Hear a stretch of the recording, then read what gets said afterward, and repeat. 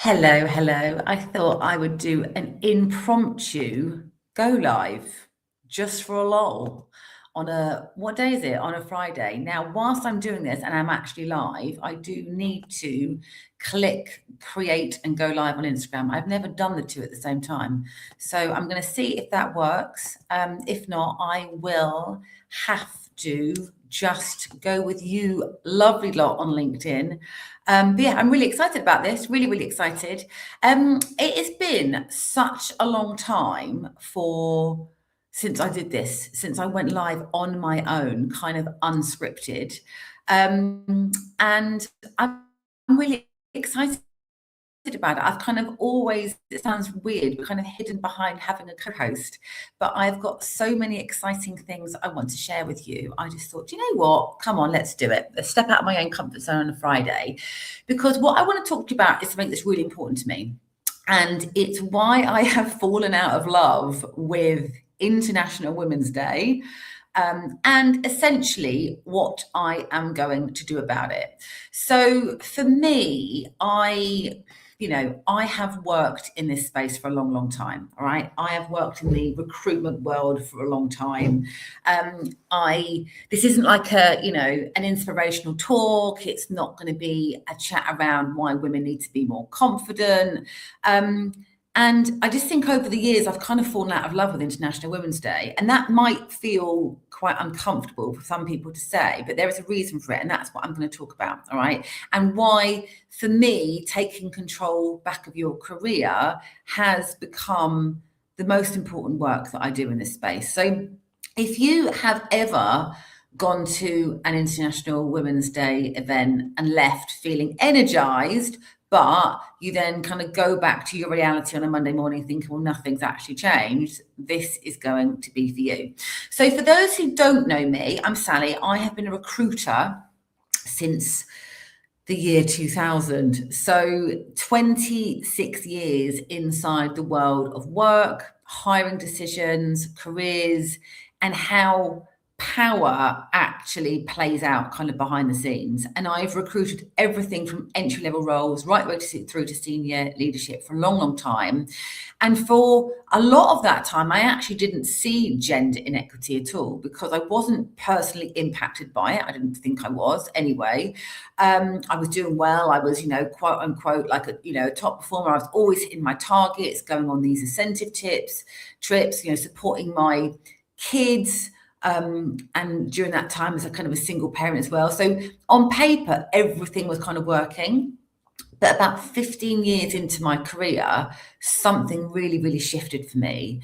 And my clients at that time, I was kind of recruiting senior level finance execs. Okay. My clients started asking me for gender balance shortlist at this kind of senior level. And I kind of thought, yeah, no problem. I was literally kind of doing my job, but except that when I then started taking a closer look, like genuinely the balance wasn't there. And once I kind of saw this pattern couldn't then be unseen. The more I listened, the more I really, really listened to the women that I was representing at this level, the more uncomfortable it became for me.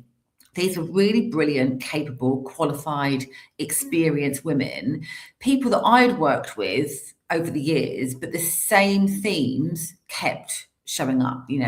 I'm not ready yet. I don't have the capacity to take on extra work, extra workload that would, be required of me if I went into this more senior role. I'm no good at interviews. I'm no good at managing people. Those who are coming to me really dissatisfied and really unhappy with their roles, just saying, I'll take less money. There's kind of real kind of sense of kind of desperation, but lack of kind of self-worth.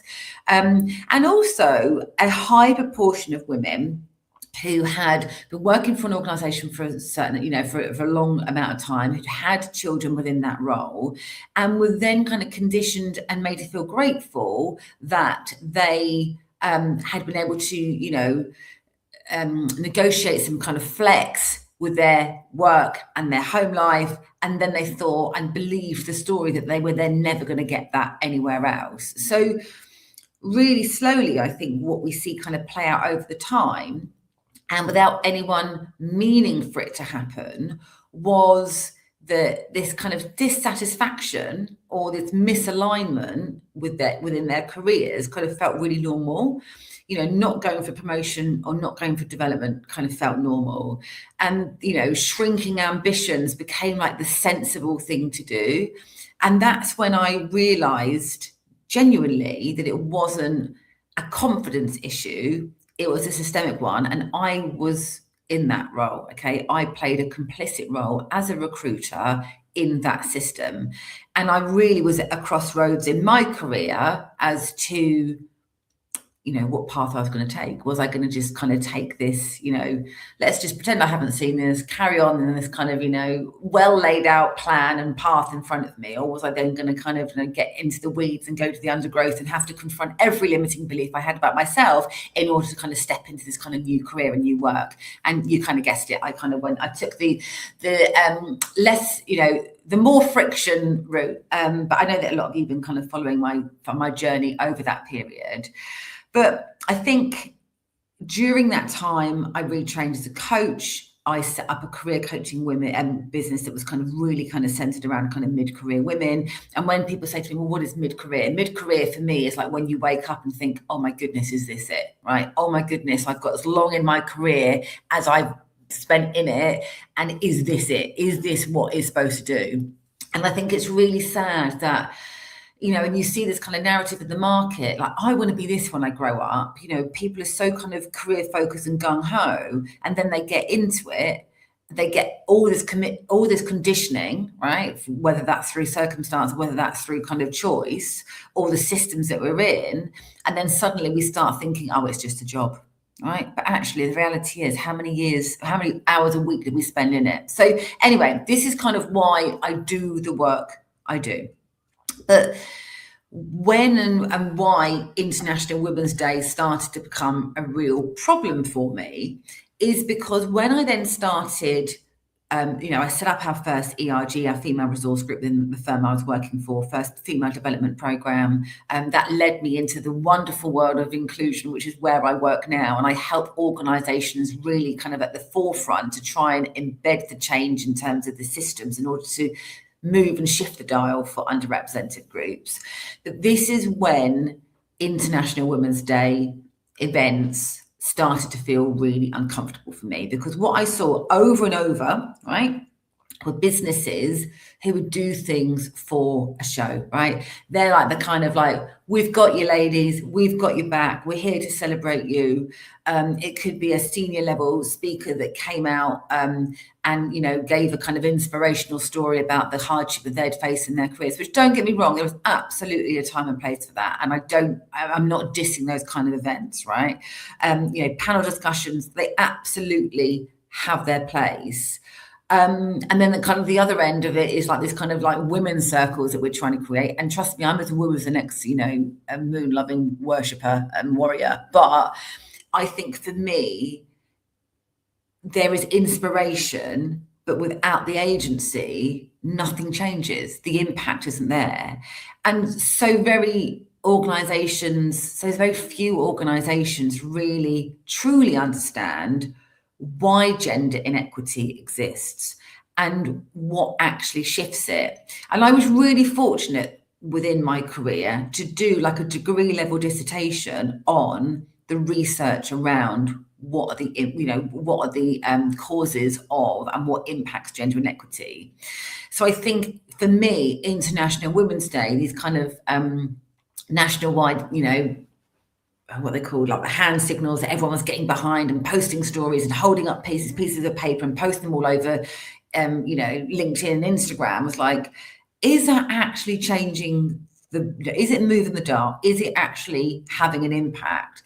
And that, I think, for me, is when I really started to retreat from the work, because that's not what I stand for. And I didn't want to kind of become involved in the performance of it all, essentially.